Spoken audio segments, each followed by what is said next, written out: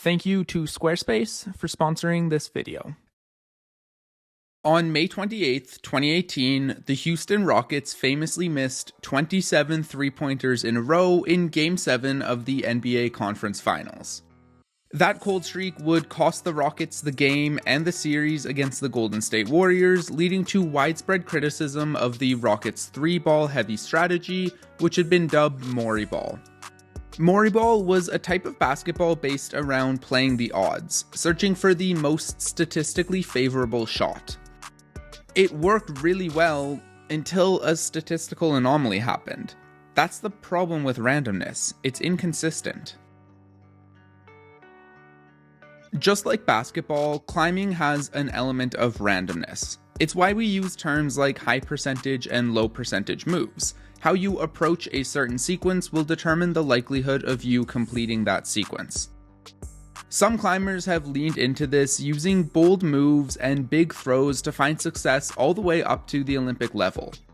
When I think of randomness in climbing though, there's one person who likes to play the odds more than anyone else, and that's Adam Ondra. Adam Ondra is a gambler, but not in the way you might think. He's not a roulette player throwing out low percentage bets with high payouts. He's a card counter, patiently observing a route, taking every small advantage he can get, slowly stacking the deck in his favor until there's no other outcome except for him to get to the top. It's this tendency, this intense obsession with breaking down routes into their most minute details that's put him above other stronger climbers, and it's what we're going to talk about today. This is my breakdown of perhaps the greatest climber of all time. This is the finesse of Adam Ondra. If you're new to the climbing world, you may have wondered, what makes Adam Ondra so good? This question was posed by Reddit user Winnie in this post, essentially asking if there are other climbers out there with better finger strength, better chin-up strength, etc. than Ondra, how is he the best? Obviously, climbing is about much more than just raw strength, but Ondra is an exception among exceptions. He doesn't just use good technique to compensate for lack of strength.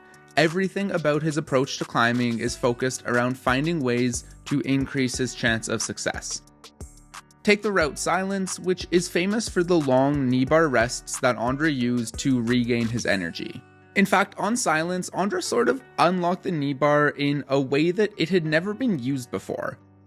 He started specifically training his calf muscles for this movement so that he could stay in the position for minutes at a time while his forearms rested. This is something that was never really commonplace in the climbing world before, but more and more you're beginning to see top climbers use knee bars very frequently. This video isn't about knee bars, but they show a defining feature of Adam Ondra's climbing. He looks for advantages wherever he can, in places that other climbers just don't think to look. A quick word from today's sponsor, Squarespace. Guys, I've done a lot of ads with Squarespace before in the past, and it's honestly because I genuinely think they have a great platform. They're the best place to build a website and promote your personal brand if you don't have coding experience and you don't want to have to worry about building stuff from the ground up. You can pick from the website theme that you want, you can create exclusive content, you can view analytics, you can link to your socials. There's a lot of stuff you can do to make it as easy as possible to build the best website you possibly can. If you want to launch your own personal brand, start an online business, or just offer content online, Squarespace is the best place to do it. Go to squarespace.com for a free trial and use the code Ascentionism for 10% off your first purchase of a website or domain if you want to give the channel a little bit of support. It's not just about advantages in terms of using clever beta either, it can be way more simple than that. For example, let's look at the boulder Lidoberek. I can't actually show footage of Ondra on the route due to copyright concerns, but the summary is this. Lidoberek is a 28-move link-up boulder in the Moravian Karst, established by Ondra in 2021. Writing about the route, Ondra says, "The idea of linking those 28 moves, consistently intense, felt almost impossible, but there was one trick that made it possible. A knee bar that looked impossible to release the hands at first, but everything is trainable."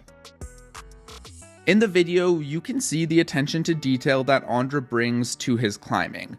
breaking down how long he needs to release his hands to get the energy back, adjusting his positioning, balancing his climbing time with his resting time so he has enough power endurance to finish the route. Lots of climbers use knee bars, but I honestly don't think anyone ever put this much effort into them before Ondra came along. In fact, Ondra breaks his climbing down into almost a binary. In one specific interview, he said, "It's easy. I'm either climbing or relaxing." This sounds comically simple, but before Ondra, we didn't really see people put as much effort into the rests as he does. He sees knee bars for what they are, an advantage over the rock, a chance to get some power back in his forearms before he keeps moving. Those precious seconds are like spare chips that he tucks away in his pocket, and this is what I mean when I call Ondra the gambler. A route to him isn't just a series of moves, it's like a series of coin tosses where each move represents one specific toss.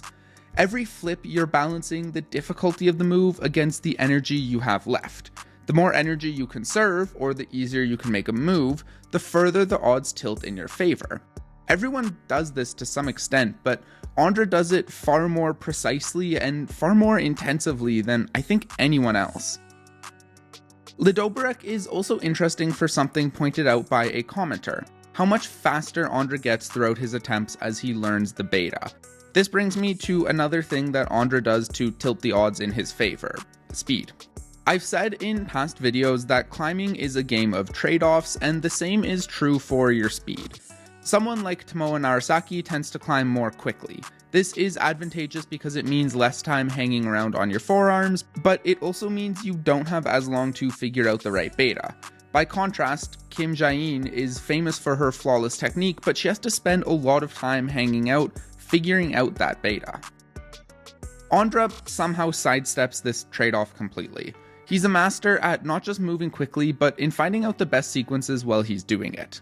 You can see this really well in his competition climbing, and it stands out especially there because he's on-sighting, meaning he has no prior practice on the route. He's figuring it out on the fly while moving faster than most people do when they're red pointing. Ondra himself speaks to this ability, honed over long hours spent on the wall, when he says, "I've been climbing basically since I was born, and until I was 12, I hadn't known there was any other world outside the rocks. Lots of decisions are made by my intuition on the rock. It all seems automatic and obvious to me." When he's projecting a route, this speed and intuition really come through. Eric Horst did a fabulous breakdown of Ondra's ascent on Silence, in which he highlights just how important it is for climbers to move quickly. And obvious to me. Says, "It's essential to climb from a rest position through a near-limit crux in less than about 60 seconds, as sustained climbing much longer is possible only at lower power output level."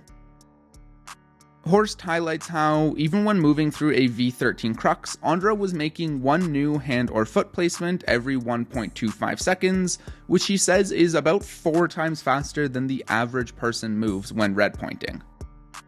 Horst then points out one more key thing. By working the crux over the course of a year, Ondra shaved 15 seconds off the time it took him to move through the hardest sequence of the route, getting it down from 65 seconds to 50. Ondra credits his muscle memory and the aforementioned intuition as allowing him to do this. He's able to hone the sequences down to an exact science, finding not just the most efficient way through a sequence, but also the quickest. This highlights almost exactly what I'm talking about. Ondra takes every advantage he can get. Earlier, it was rests. Now it's 15 fewer seconds that he has to spend doing max output moves. Neither of these things on their own are going to make or break a route, but when you add it all up, the odds slowly start stacking in his favor. There are other elements of this in the Horst article too. For example, he talks about Adam's shoulder strength and how this complements his fingers. Ondra is obviously incredibly strong, but compared to other top climbers, he's not the strongest.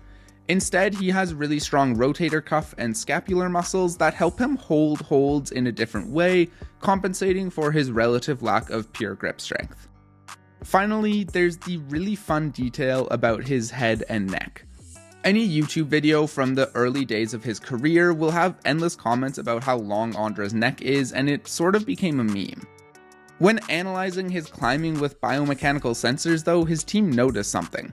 Andra's habit of tilting his head back when he rests, combined with the length of his neck, makes his head act as a biomechanical lever. It's a fulcrum that alters his center of gravity, making his feet cling to the wall better, actually making a resting position easier. This isn't something Andra does intentionally or probably even consciously, but it's still a hilarious little detail that I think sums up my overall point pretty perfectly. There are a lot of things that Andra does well, and I have an entire video breaking down what makes him the best climber in the world. When I look at what makes him unique though, it's his overall approach to solving a route. Watching Andra on a project, to me, is genuinely like watching a MasterCard counter at work. He just seems to think about things differently. He's looking for every single advantage, every tiny adjustment, be it a knee bar rest, a different placement for his toe, or the angle that his hand is gripping the hold at. Slowly, surely, he takes a route one move at a time, making every single sequence as minimally challenging as he can, and by doing this, he alters the percentage chance of completing any given move until the odds are stacked in his favor, until the outcome is almost predetermined, and that is the finesse of Adam Andra.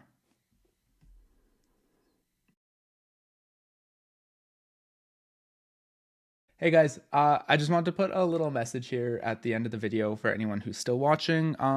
For those of you who might not know, I'm a law student right now, and my last semester is coming up, and after that I will be starting work full-time as a lawyer. So kind of just like with my Squarespace contract ending and exams and then work coming up pretty quickly, I'm not sure when I'll have like too much time to post on this channel going forward. So I just wanted to do a little quick message here to say thank you for everyone who's watched these videos and who's helped me build this little niche community. This might seem overly dramatic for like a part-time YouTube channel, but having a platform where I could like talk about something that I was passionate about and share it with you guys and read your comments and engage and learn more about climbing in such a like interesting and fun way has just been really special and cool. And yeah, I just want to say thank you guys for sticking with my, you know, the shitty tin can audio days and the Climbers Craig clickbait phase and just everything. Yeah, it's hard to describe. It's hard to describe like how cool it is to see comments of people saying like, I always get excited when a video of yours came out, or I heard the music from one of your videos and it made me happy. Like that. It's really, as someone who really likes stories and climbing and getting to share stories about climbing, it's been really cool to get to experience that and then read all your guys' comments and just, yeah, have this part of my life. And it wouldn't have been possible without you people watching my videos and commenting and giving me new ideas and giving me your insight. And so I wanted to say thank you for that. And again, I know this is pretty emotional to get over a 15,000 subscriber channel, but just this has been a very fun phase of my life, and I wanted to say thank you. And yeah, that's about it. I don't really think I've said that much, but once again, thank you guys so much for engaging with the channel, commenting, liking, you know, sharing your thoughts with me. It's really meant everything. If any of you are ever in Calgary or Alberta in general, hit me up. We can do a climb. Beers on me. And yeah, stay safe, fuck it up, and have fun. See you guys.